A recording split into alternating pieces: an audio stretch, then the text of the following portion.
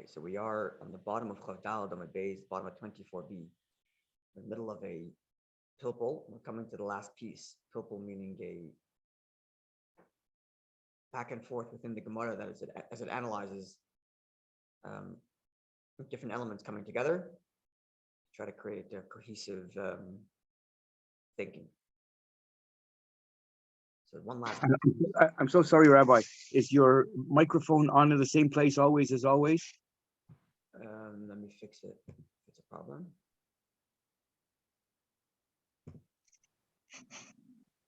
Yeah, it should be. Is it not good? And now it's a little bit more clear. I think. It's usually more clear, but is it as close as you always have it to you?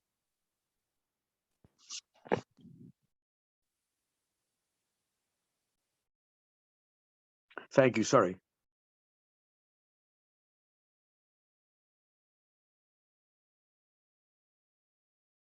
Is it better now?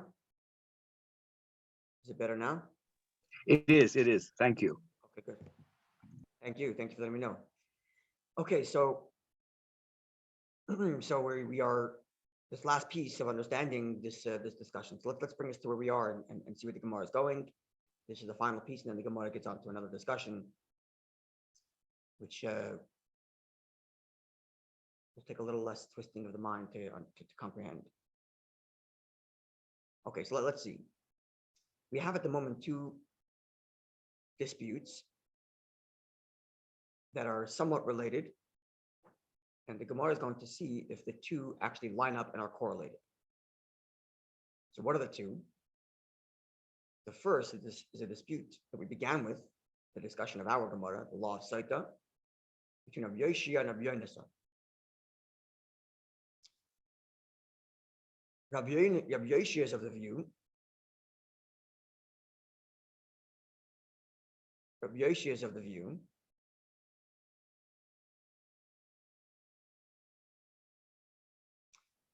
Let's get this right.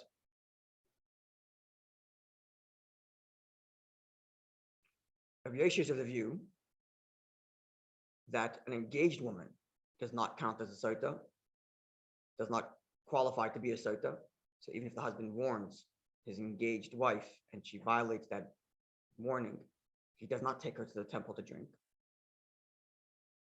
Whereas the shemeres yavam, the woman whose husband died childless, and thus she's intended to the brother-in-law, she's waiting for the brother-in-law to consummate the marriage. This relationship is close enough that if the brother-in-law, prior to consummation, warns her and she violates that warning, he can take her to the temple to drink the water. This is Rabbi Yoshia's view. Whereas Rabbi Yonasan says neither of them can go to the temple to drink. It's exclusively an actual husband and wife.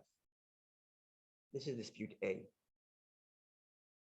So they both agree that an engaged woman does not qualify as a sotah. Question is, Rabbi Yoshia says that the woman who's waiting for deceased husband's brother to consummate the marriage, this woman does qualify as a sotah. And Rabbi Yoshia says it does not qualify as a sotah. So Rabbi Yoshia says she does qualify as a sotah, and Rabbi Yonasan says she doesn't qualify as a sotah. This is dispute A. Dispute B is between Rav and Shmuel. And this dispute is in the tractate Yevamot, which discusses this law of the woman whose husband is passed childless and is now waiting for the brother-in-law to consummate the relationship. The Torah states that they don't require any ritualistic activity to make them married, as is usually the case. Usually the man has to give a woman a ring, there has to be a chuppah. When it comes to this woman whose husband died childless, and now she's waiting for the brother-in-law, they have no ritualistic requirement to get married. All the rituals that her deceased husband went through rolls over to the brother, and all the brother has to do is consummate the marriage. Now, the Gemara elsewhere has a discussion. If they consummate the marriage, if they are intimate, the brother-in-law is intimate with his deceased brother's wife, but not for the intention of being married. They did so just with the intention of having a good time. Now, here's a dispute. To what degree are they connected?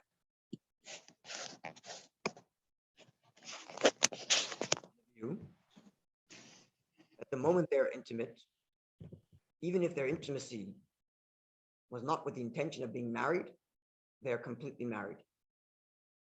Because that's all the only Torah's requirement. Torah's requirement is intimacy, and since there was intimacy, they're completely married. Which means she would need a divorce bill if they want to separate. If he's a kohen, she can eat the truma. She can eat the kohen's gifts. If he's a kohen and she died, he has to go to her funeral, and so on. Shmuel says, no. If they're intimate without the intent of doing so for marriage, they did so just to have a good time, or whatever other reason, then their connection is only relative to the laws mentioned in the Torah with the law of the brother-in-law. Namely, if they wanted to separate, they need a get, they need a bill of divorce, as opposed to before this intimacy, if they want to separate, they would do a process called chalitza. That's A. And B, that this brother-in-law now takes the place of his brother in terms of inheritance. He inherits all the brother's property because he's taking his place in this union. But for any other reason, they're not considered married, which means if she's a kohen, she cannot eat the term. If he's a kohen, he won't go to her funeral if she dies.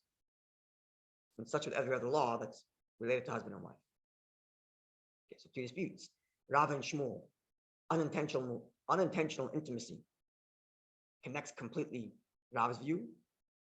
Shmuel's view only connected somewhat. That's the dispute on this side. The dispute on this side is Rabbi Yoshia and Rabbi Yonasan, which is, does this woman who's waiting for the deceased husband's brother to consummate the marriage, does she constitute as a Sotah? Rabbi Yoshia, yes. Rabbi Yonasan, no. Now, where's the overlap? This is what we had in our previous discussion. If something's not clear, please interrupt me because everything's going to build on top of each other. Now, last discussion, the overlap was as follows. The law is, as we learned from the verse, that the only way for a Sotah to qualify, a woman to qualify as a Sotah, is that before her suspected infidelity, she was intimate with her husband. Before her suspected infidelity, she was intimate with her husband.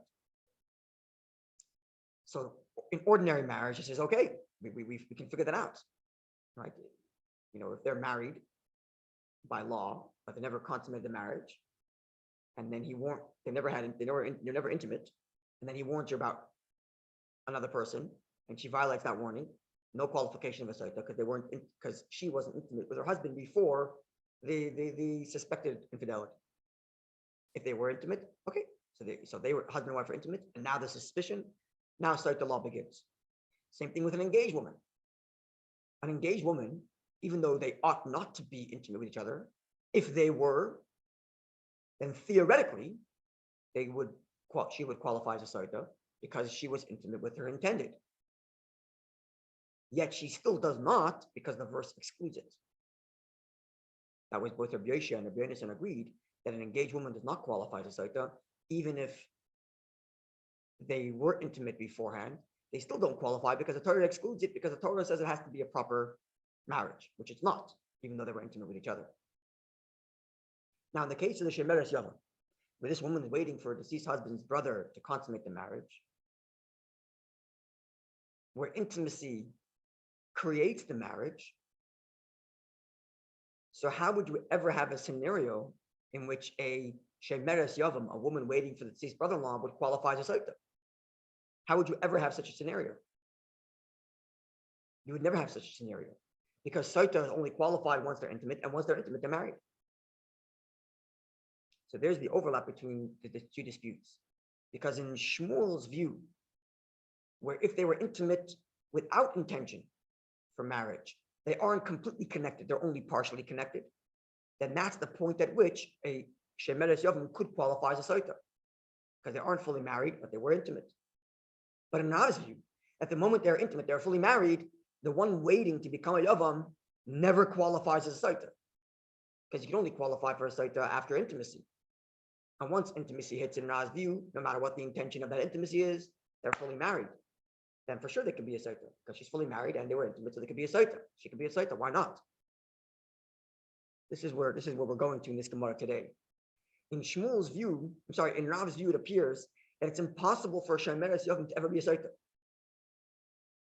It's impossible for a Shemeres Yavam, for a woman waiting for deceased husband's brother, to close their marriage, to make the marriage happen. There's never a point at which that kind of woman can become a Sotah. Because Sotah woman only applies if she's first intimate with her husband. And in Rav's view, the moment they're intimate, no matter what the pretense is, no matter what the intention of that intimacy is, they're fully married. If that's the case, a woman waiting for her deceased husband's brother can never be a Sotah. Because the moment she's intimate, which is what she needs to qualify as a Sotah, she's already fully married. She's no longer a Shemeres Yavam. She's no longer waiting for the brother-in-law. Whereas in Shmuel's view, there is a scenario in which a Shemeres Yavam could become a Sotah. Because even if they were intimate, there's a possibility that they're still not fully married, if the intimacy was not with the intention of becoming married. So she's still a Shemeres Yavam, and she could qualify as a Sotah because they were intimate. Is that clear? It's clear. If it's not, please tell me now, because the Gemara is not going to make any sense going forward if we're not clear on this. No, that's clear. No, it's very well explained. Thank you so much, Rabbi. Thank you. It's very clear, but Yeah. what's I guess what's gonna come up is she's married. Yeah. And now her husband's deceased. Yeah. So she's a widow, but Yeah. she's now by court of law, she's promised To the brother-in-law. Brother-in-law. Yeah. So she's still spoken for by court of law. That's right. Even though they're not officially married because they haven't. That's right. consummated, That's right. But she's And there's not available. That's right. And there's a dispute. Is that Torah connection enough that the husband has the right to impose Sotah law on her? The brother-in-law has the right to impose Sotah law on her. So there's a dispute. Yeah. Okay. But there's a dispute. Right. Right? There's a dispute. Yeah. But I mean, there shouldn't be a dispute there. Okay. So because- that you're injecting your opinion into the Gemara discussion. That's already a different story. But the Gemara has a dispute. Yeah. Where you fall in the dispute is not not as relevant as the fact that the Gemara has. Okay, good. It's clear. Fantastic. Okay, fantastic. Let's see now the Gemara. Says the Gemara, Yachi, then perhaps we can suggest, Lema, let us suggest, Rav the Amak Rabbi Yoshia. Rav follows the view of Rabbi Yoshia. Rav, which is of the view, at the moment they are intimate. The widow with her brother-in-law. The moment they are intimate. Rav's view is they are fully married, then he seemingly would fall in line with Rabbi Yoshia. Rabbi Yoshia, who says that a Shemeres Yavam can be taken to the temple to drink. Why is it that the Shemeres Yavam can be taken to the temple to drink? Because the moment they're intimate, they're married, and that's why he can take her.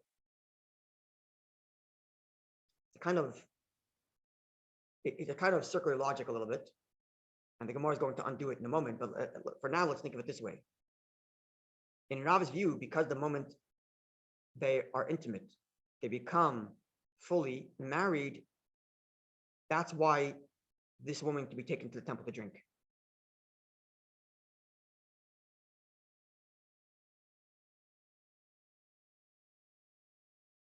Yeah, that's how Rashi explains it. Where Shmuel, which is of the view that if they are intimate without the intention of being intimate, if they are intimate without the intention of being of marriage, so now they're not fully married; they're only tangentially married. So he, the Amak Rabbi Yonasan, he would follow Rabbi Yonasan's view. Rabbi Yonasan's view is a Shemeres Yavam. This woman waiting for the deceased husband's brother, she cannot be a Sotah. And that would follow Shmuel's view because they aren't fully married. They aren't fully married. So this is how the Gemara suggests to connect the two disputes. Rav, which says that it's the moment they're intimate, no matter what the intention, they're fully married. This follows Rabbi Yoshia, and therefore this woman can't go to the temple because she's fully married, even though they didn't have that intention. Whereas Shmuel would follow Rabbi Yonasan and says, if they were intimate without the intention of being married,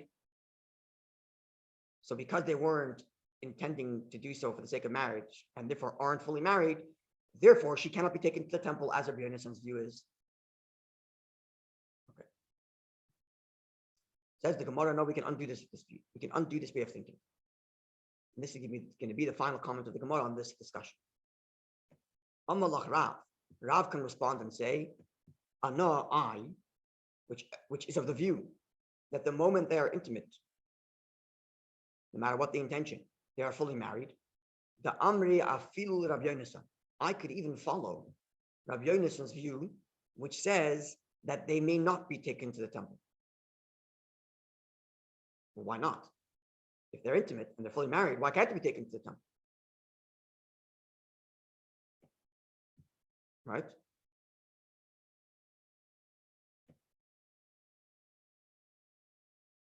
So says the Gemara, the very fact that Rabbi Yonasan cites to a verse to tell us that a shemeres yavam may not be taken to the temple, that itself indicates that they are properly married. See, it's a reverse engineering logic. It's true, as Rav's opinion is, that the moment they're intimate, no matter what the intention, they're fully married. And yet, they cannot be taken to the temple. She can't be taken to the temple as a Sotah. They're fully married. Why?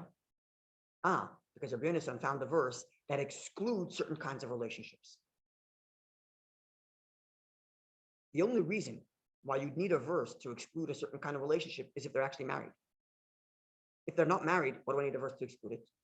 If I walked up to a random woman on the street and said, I warn you against hanging out with a certain fellow, and then she does, is she a Sotah? Obviously not, because we are not related, we're not married. Does the verse need to come and say, you are excluded from this law because you're not married? Of course the verse doesn't say that, because the whole law doesn't apply unless you're married. Which means, therefore, if Rabbi Yonasan finds a verse to exclude a shemeres yavam, it must be that they are fully married, and yet they're being excluded from the verse. And that would follow with Rav.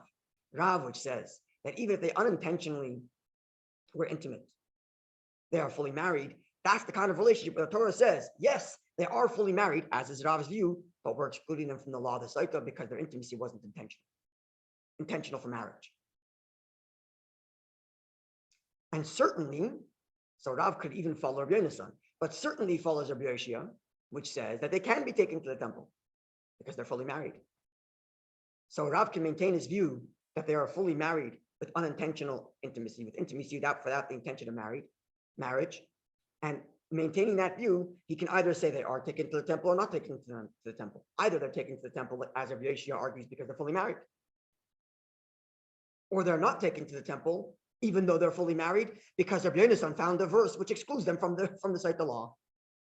But either way, Rav will still maintain they're fully married. Okay, now let's do the reverse logic for Shmuel. Okay, I hope that was clear. If it's not, please interrupt me. Now, for Shmuel, which is of the view that if their intimacy was not intentional for marriage, their intimacy was just for the fun of it. And in Shmuel's view, they're not fully married here. Now, if they're not fully married, because it wasn't intimacy with the intention of being married. Therefore, they're not fully married. They're not in the category of Yavam as they were before the intimacy, which is why they need, let's say, a get. They need the written bill of divorce for divorce rather than the chalitza process, the whole shoe business. But they're not fully married yet, which, if that's the case, then we argued earlier that would follow that she should not be taken to the temple because they're not fully married. So I says Shmuel, the Amri, I would follow Afil Rabbi Yoshia. My view can even follow Rabbi Yoshia's view. So even though I'm of the opinion that this couple, which had an intimate relationship without the intention for being married, are not fully married, I will still maintain that view, even if we follow Rabbi Yoshia, which says they could be taken to the temple. How so? Because Rabbi Yoshia finds a verse that includes them, Right? Rabbi Yeshua said, because the verse said, each and every man, it comes to expand the definition of marriage. Why does the Torah have to expand the definition of marriage? Because the person we are including is not fully married. It's the same logic we did for Rabbi, but in the reverse. So Shmuel will say like this: I'm of the view that the unintentional intimacy, not fully married. And yet, and therefore, if we follow Rabbi Yonason's view, not taken to the temple because they're not fully married. And I will maintain this view that they're not fully married, even if you're of the view, like Rabbi Yonah, that they are taken to the temple. Why? Because the verse specifically adds a word to include a not fully married couple, which is my relationship described right here. They're not fully married. Because if they were fully married, what do I need a verse to include them? They're fully married. What if there's a verse to include them? I have a special verse to include this kind of relationship. They're fully married. Because they're not fully married. And that's why you need this extra verse to include them into the law. So what we're coming with here, so from the very fact, from the very fact that I need a verse in Rabbi Yoshia's view to expand the definition of the relationship to allow for a shemeres yavam, is because this follows my view that they're not married. So we have here is that the two disputes are disconnected now. No matter who you are on the question of whether they're fully married or not, you can go either way on the question of whether or not she's taken to the temple. If she's fully married, then certainly she can go to the temple because she's fully married. But I can still maintain the view that she's not taken to the temple because there's a special verse to exclude them. Or whether I'm of the view that they're not fully married, then that would line up certainly that she doesn't go to the temple because they're not fully married. But if they do go to the temple, that can line up with the idea that they're not fully married because I have an extra verse to include them. So this doesn't tell us definitively who follows who, but it does tell us that the two disputes are unrelated. And no matter which one you fall on either side of either dispute, you can still line up with either one of the other disputes. This is where we are, and this concludes really this journey we've been on to try to understand exactly what the nature of the relationship is of the shemeres yavam. Okay, so I'm going to stop here for a second before we go to the next discussion, and just to open the floor for questions, because I know we twisted our mind a little bit, and let's make sure we're all clear. Everything clear? Yeah, I mean, I guess it can be explained as we go further. No, this is the end of this part of the discussion. That's the end of part of the discussion? Yeah. The Gemoro raised two disputes, tried to link them because of the overlap, and now the Gemoro separates them and says no matter where you fall on either side of this dispute, you can still line up with the other, with either of the ones on the other side of the dispute. Okay. This is the Gemoro's concluding remarks on this discussion. So as long as that's clear, we can go to the next few lines. Yeah, sure. We're good? Okay, let's do a few more lines to begin our next discussion. Yeah. Okay, so which means if you didn't follow till now, you can still follow going forward. Gemara says like this: the following inquiry was raised.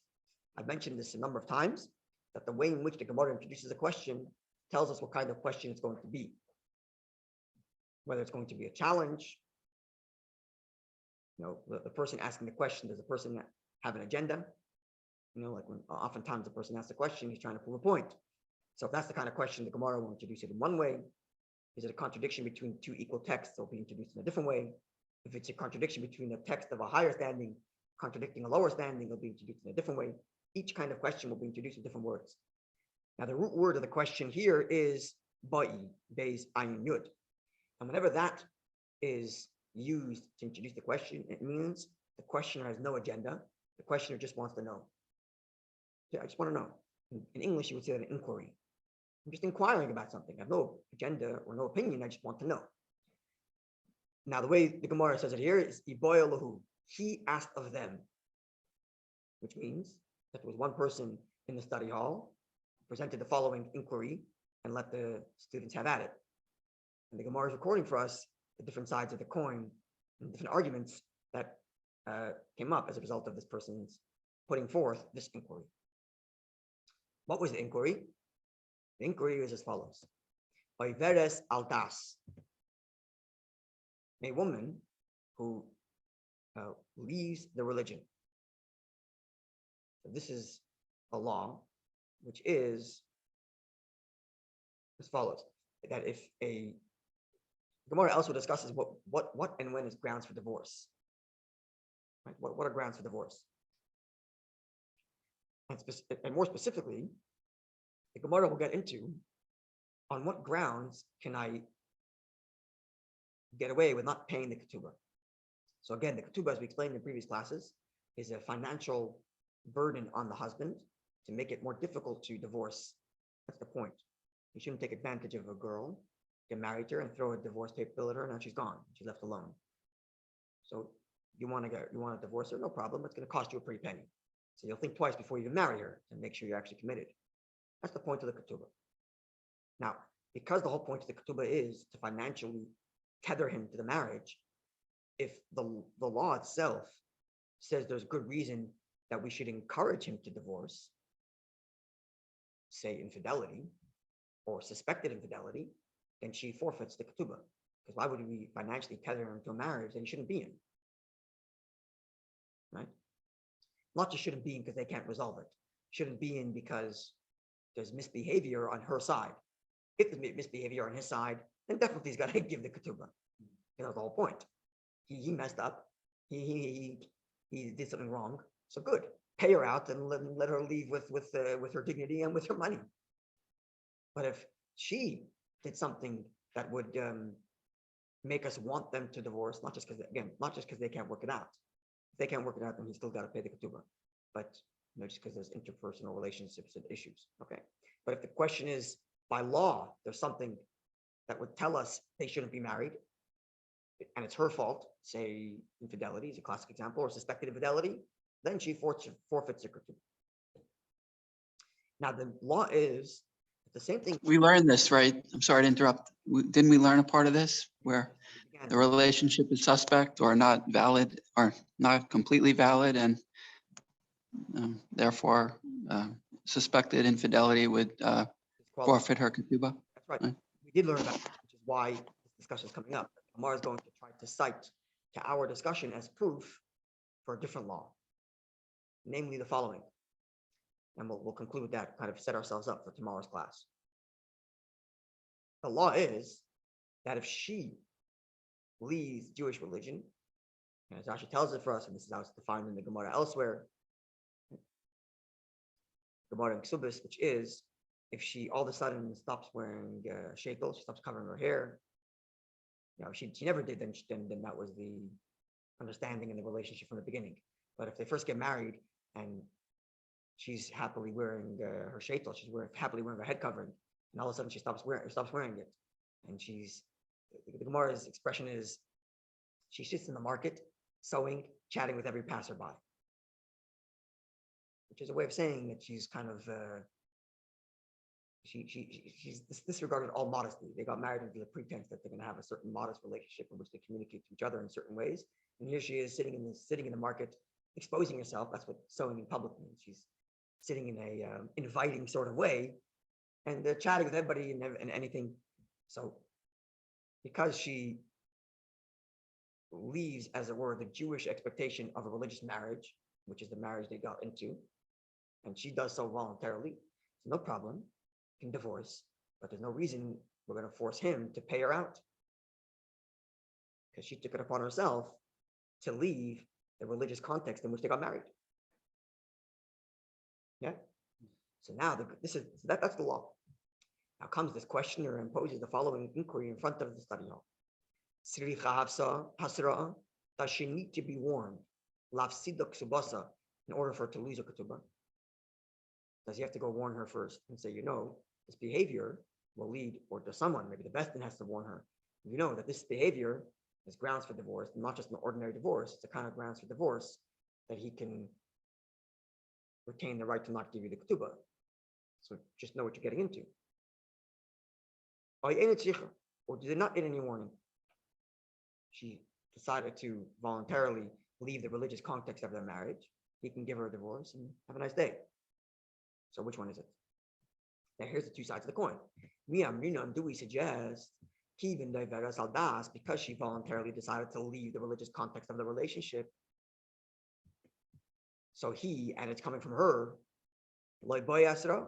no need to warn, give her the divorce, have a nice day. In other words, it's already presumed by just by the very fact that they married with this religious context, that if she leaves, then the whole thing falls apart and you don't have any right to anything, right? In fact, when we give the ring, when the husband gives the ring to the wife, he says, "Harei mekudeshet li," you are hereby betrothed to me, kedas Moshe v'Yisrael, under the laws of the religion of Moses and Israel, Moshe and the Jewish people, Torah and the Jewish people.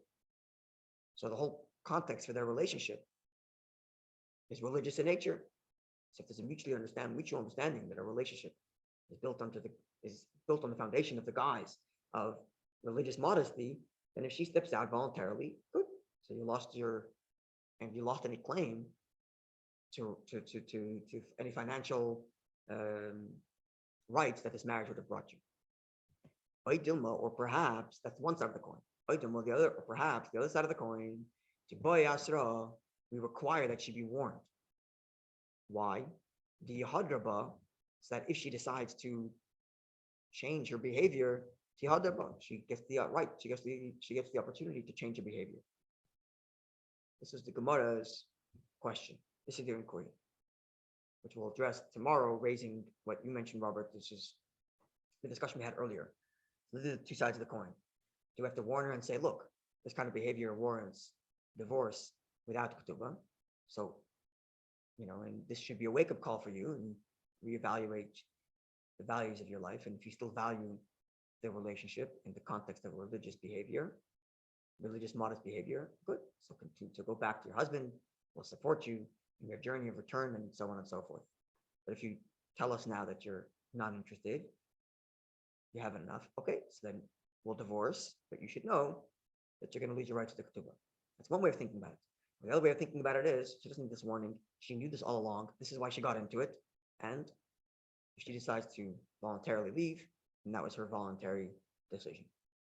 So the Gemara is going to cite to our discussion, like the one who suspected of infidelity and the manner in which she loses her there, and tries to use that as a proof for the case of the one who voluntarily decides to leave